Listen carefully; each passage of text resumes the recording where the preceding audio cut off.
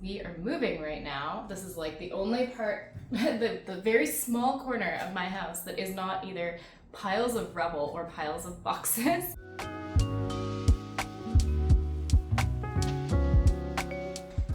Hey guys, welcome back to my channel. My name is Stephanie, and today's video is going to be a wrap up of all of the nonfiction books that I've read so far this year. Mostly on this channel, I do read like fantasy or sci-fi, but I always tend to read a lot of nonfiction, and it's definitely something that I want to incorporate more and more. First, I'll talk about the books that I already have read, and then I'm going to actually talk a little bit about my TBR as well. A few of the books that I know for sure I want to hit in the next few months that are all nonfiction. There's quite a variety of different kinds of books. I have several that are sort of like sciencey, neuroscience, research related, and then a few sort of classic essays and like literature, as well as like the odd memoir or history book monograph kind of thing. So first this year I read The Facemaker by Lindsay Fitzharris.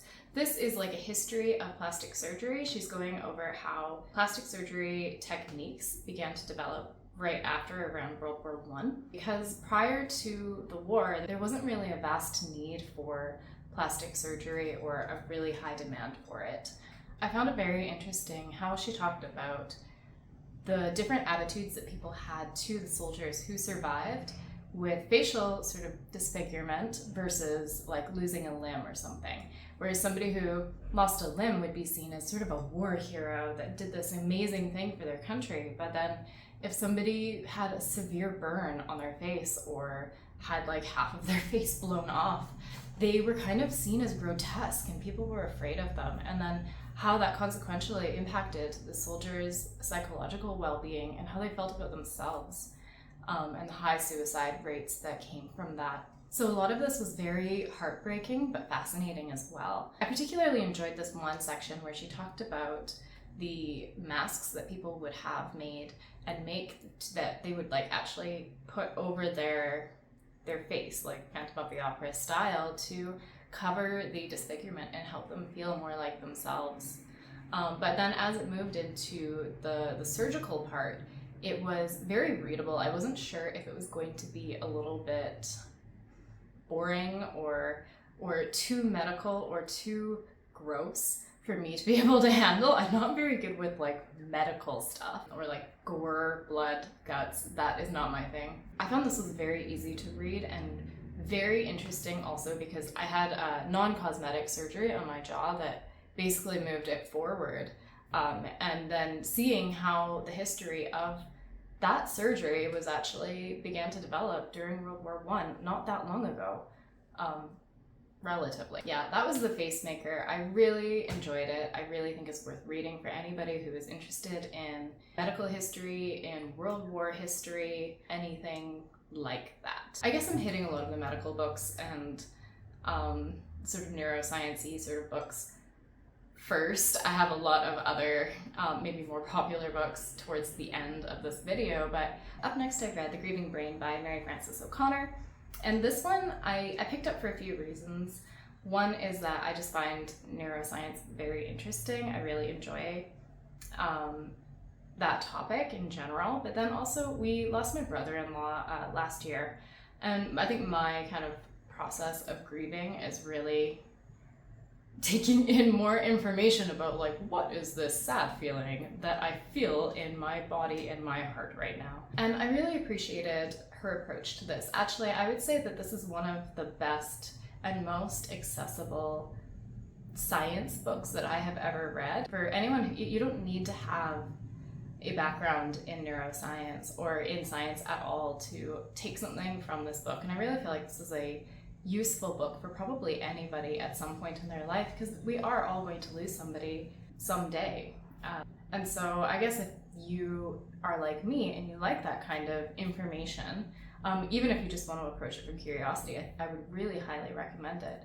Basically, she kind of addresses how the brain is a predictive machine. It builds an understanding of the world based on past experiences. If you see somebody every single morning when you get up, like your spouse or something, then the morning that they're not there, you have this dissonant moment of where are they? Why are they not here when they have been there for every every day for the last 30 years or whatever. And so she kind of tracks and explains in a really great, easy to understand way what the process and the emotional experience of grief is. The way that she demonstrated some of the information through storytelling was really beautifully and sensitively done. Highly recommend The Grieving Brain. Okay, last sciencey medical book that I have read so far, and that is The Myth of Normal by Gabor Mate. This guy, the author, is a physician from Vancouver, and he's also a childhood Holocaust survivor. So he was a baby or an infant during the Holocaust in Budapest. And the last few decades of his career, he spent a lot of time looking at trauma and addiction and how it affects people's health. The core argument or proposition that he's making in this book is that our current health system in Canada and the US is flawed because we're really only treating symptoms and we're not treating the root cause of many diseases, which he's arguing and drawing on some substantial research from psychology and epigenetics, is caused by a lot of emotional pain and mental pain that isn't appropriately addressed. So while I generally agree with him, I do think that there are some weak spots to the book or to his argument, and some of that I think is because he really focuses on breadth rather than depth. And I think that he does this partly so that it will appeal and be easily readable to sort of a non-expert, I guess you could say. While he does sort of explain or say that he does not think that the only cause of illness is related to mental pain, basically, I think that he could have emphasized that a little bit more. Like, he isn't saying that there is no need for medication. Actually, he's saying the opposite. He's just arguing for an integrated healthcare system which addresses both the underlying cause as well as the symptoms of illness. But because he focuses so heavily on making this point, especially without getting too technical about it, I think that it could be a little bit confusing for a lot of readers, where you might get a little bit of a sense that he is a little more woo-woo than he actually is. But I think it's a very interesting read. I generally kind of agree with his position, but I think that it's best read as sort of a proposition rather than a statement of fact or self-help. And I think a bit more research is probably needed to dig into some of these topics and some of these relationships a little bit more. He doesn't really clearly expound on why or like what that kind of integrated healthcare system could look like. He just says like it would need a societal change. So it's a good book. I do recommend it, but at the same time, I recommend it with some reservations, and I think it's really important to read it with a bit of a critical eye as well. Okay, after that, I read From Here to Eternity by Caitlin Doughty. I love this author. I have read all of her books, and I guess it's the morbid part of me that it really appeals to. But this one is looking at funeral practices from around the world, and her whole thing is kind of wondering and exploring what is a good death. What the sort of Western attitude is around death is to really separate yourself from it. How do people and Communities see death, and what does that mean? I should have mentioned she's a mortician. So she's a mortician. She's a mortician. And she also has a YouTube channel where she kind of talks a little bit about funeral practices and sort of demystifies and normalizes death for people, and goes into the history of some of the practices that have evolved around treating our dead. After that, I read something completely different, which is Children of Ash and Elm by Neil Price. I have like 1 or 2 chapters left of this. It's a very comprehensive, thick book. I think it's the best Viking book that I have ever read. And I've read quite a few. I kind of go through these phases. I think I've said in another video, like I love Vikings. I love like Norse history and culture and mythology. But I was having a real moment with them earlier this year again, and I read this book. What I appreciate about it is that it's not really like reading a history book like you would for school.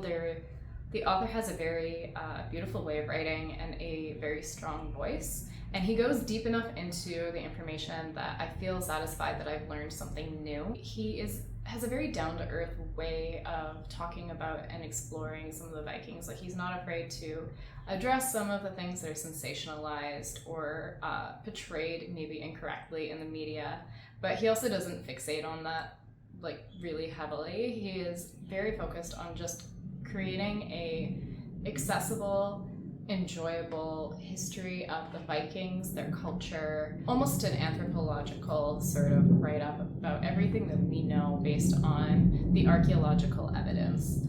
He's a historian, by the way. He also includes a lot of stories from their cosmology and from history, like interactions between the Vikings and Romans that I feel I haven't read as much of in the past. And he tells a lot of stories that are very new to me. So yeah, I don't know. I can't recommend it enough. I thought it was great. I think it is great. It's like 700 pages almost. It's really big. After that, I read both /and by Huma Abedin. I don't know if I'm saying her name correctly either. I'm sorry, Huma. I don't read a lot of memoirs, and part of the reason why is that I find it very difficult to read a memoir and not judge the person's life rather than sort of judging the book and the way the information is presented. And I struggle with it a little bit because they're writing about their life partly to be judged and to be understood. And for the reader, knowing that the reader is going to make a decision about the decisions they made in their life. And this one is really additionally complicated because she's written it actually at a time that's quite close to a lot of the events that occurred that she's kind of confronting and sorting through. And so in some ways I feel this could have been a very different book if there was more processing time in between then and the events. I should also probably say that I am not really that interested in American politics except for like as they pertain to Canada. I'm Canadian, and you know, the broader kind of international world and situation, which is a fair amount, but I don't spend time sitting and watching my TV thinking about people in American politics. So Huma was Hillary Clinton's private aide for many, many, many years. She doesn't really fit into any clear box. She's mostly South Asian that grew up in the United States and Saudi Arabia.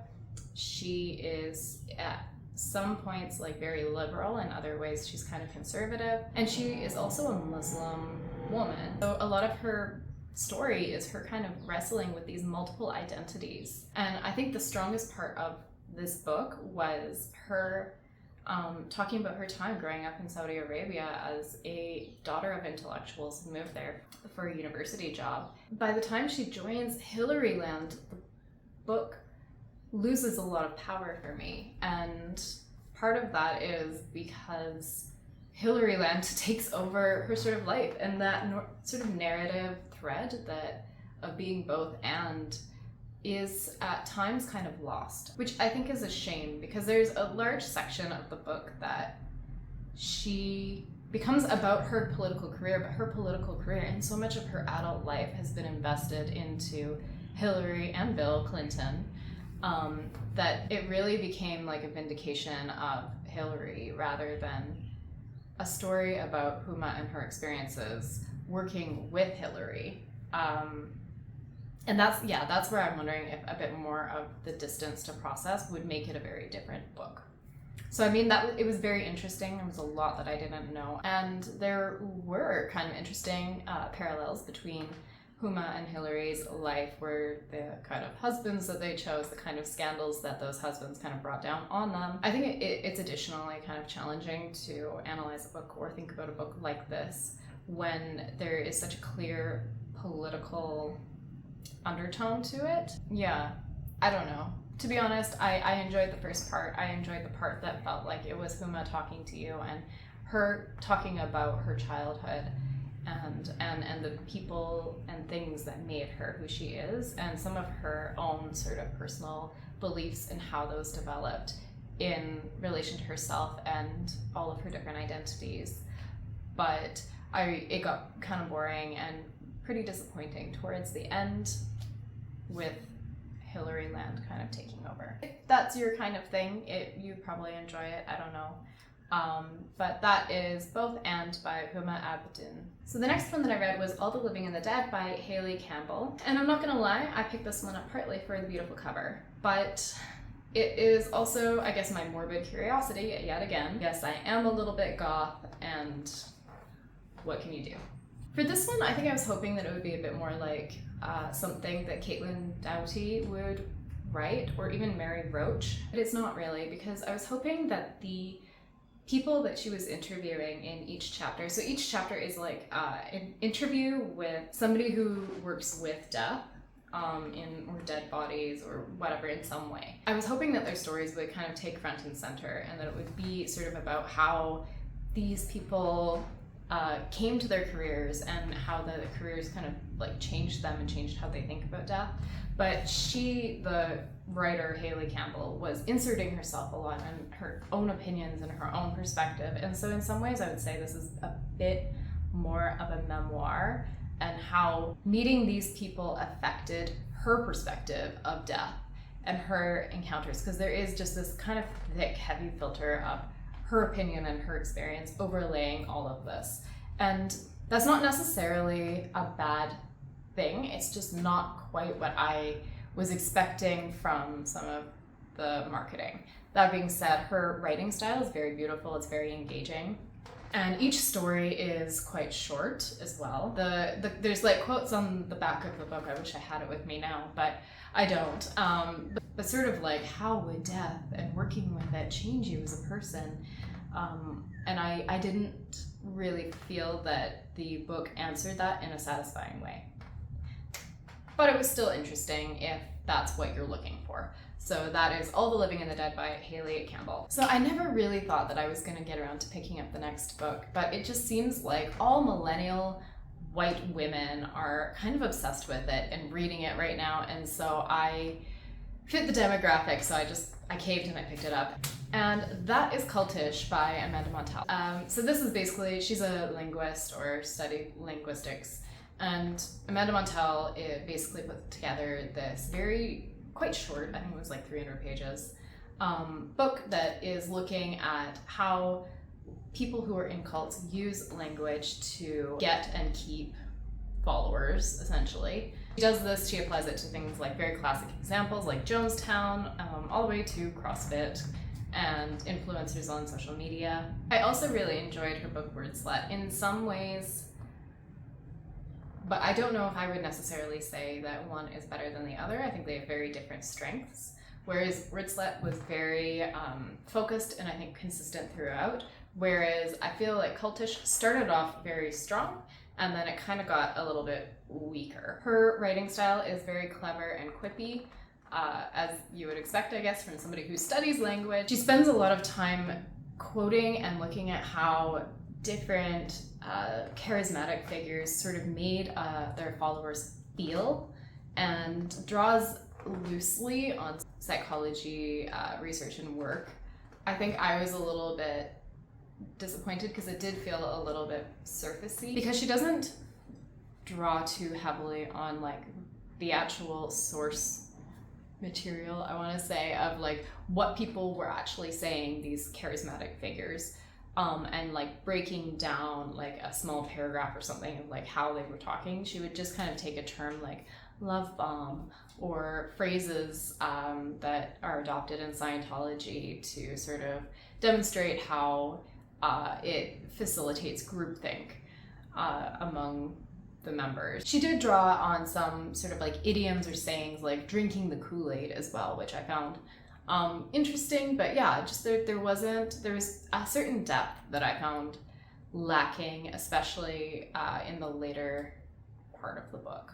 And while she defines the word cult and kind of makes the point to say that there isn't really a formal definition of a cult, I really was hoping that there might be a little bit more linguistic history or history around sort of the study of this as well, just to kind of balance it out and make it a little bit more in-depth. So that sounded really negative and critical, but I did enjoy it. A lot of it was reframing information that I already kind of knew or understood about cults, in an interesting and very engaging way. I would recommend it. It's a very good overview, and it's very easy to just kind of jump in and read. I'm not somebody who is particularly interested in cults. I know there's like kind of an obsession for a lot of people and like fascination with them, probably because I grew up in something that was pretty cultish. I'm kind of like, no thanks, I'm okay. But it was still a pretty good read. The final book that I've read, actually I'm not quite done. I'm very close to finishing. I'm gonna probably finish it later today, we'll see. That's A Room of One's Own by Virginia Woolf. And I remember years and years ago when I was probably 12, my mom tried to get me into reading Virginia Woolf, and I was just not interested at all. But I think after I finished the book, I have to text her, because she would always tell me like, oh, she's so great, she's like fascinating and has such, important big thoughts. And I never really understood why she likes it until now. So it is an essay that I would kind of describe as like maybe the feminist literature version of Guns, Germs, Steel, where basically Virginia Woolf is looking at and trying to demonstrate why literature is so and has been so focused on men and produced predominantly by men. This was written in the 1929. Kind of begins with a woman who's going to a fictionalized version of like Oxford or Cambridge and encountering different moments and experiences where she is being barred from her intellectual or financial freedom. And through this, she's trying to make the point that in order to create and be creative, you need to have intellectual and financial freedom to produce something. And so you don't have the time or even the creative reservoir of experiences to produce what you have the potential to create. So I'm almost finished this one. I think it's amazing. This is one moment where I'm turning into my mother and I'm not sad about it, because I think everybody should read this book. Okay, so that's everything that I have currently read so far. I do kind of want to chat a little bit about the books that are on my TBR. I currently just started The Storyteller by Dave Grohl. That is his memoir. Dave Grohl is a musician who's been in a lot of famous bands and a lot of my favorite famous bands in like Nirvana, Foo Fighters, Them Crooked Vultures, etc. So I'm really excited to get into that one. I just downloaded it today to my phone, and I believe that he is also the narrator for it, and I really love audiobooks where the author of the book is narrating themselves, because I feel like you just hear and get so much more out of it when you hear the words come from their own mouth. So I'm quite excited about that one. I also want to read Being You by Anil Seth, who is a neuroscientist based at Brighton University. And this book is his, like, what his research is sort of centrally on, which is our experience of consciousness in the brain. Like, what are the mechanisms creating that experience, and what does that mean for us, I think.